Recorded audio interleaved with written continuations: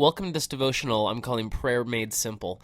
In this devotional, I want to talk about prayer, obviously, and the reason is a lot of people struggle with prayer. It's one of those things that I think most Christians know is important, but maybe they don't know how to pray, maybe they don't know why they should pray, maybe they don't know what prayer looks like.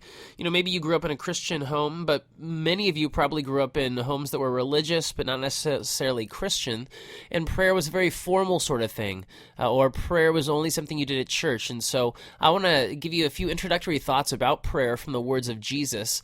And this isn't an exhaustive, obviously, study on prayer. We've got a lot of resources on prayer that you can learn about and use. But I just want to give you a few ideas that maybe can help you today as you begin to pray. So let's look at Matthew 6, 5-8. Jesus is speaking, and he says, "And when you pray, don't be like the hypocrites, for they love to pray standing in the synagogues and on the street corners to be seen by others. Truly I tell you, they have received their reward in full.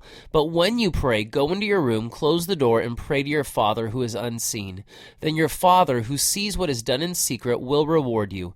And when you pray, don't keep on babbling like pagans, for they think they will be heard because of their many words.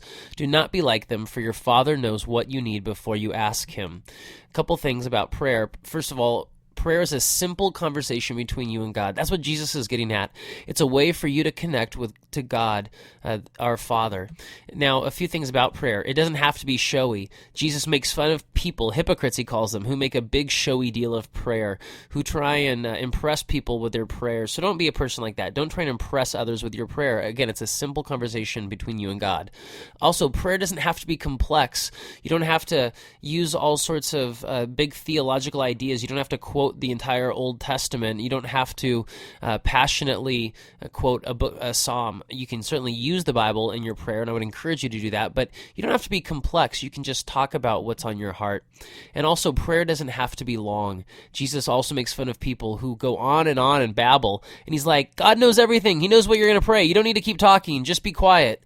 And so our prayers don't need to be long. They can be short. Now, sometimes you'll feel like you just want to engage in prayer for a lengthy time, and that's great.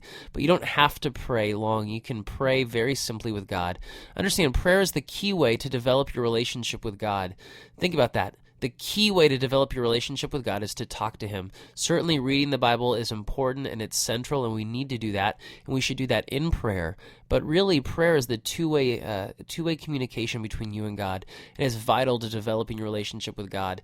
So again, don't overthink it. Don't make it showy. Don't make it complex. Don't make it long. Just have a simple conversation with God. And then think about this. What are some of the struggles you have in praying? And try to identify what keeps you from praying. And once you overcome those things, how you can move forward in the future.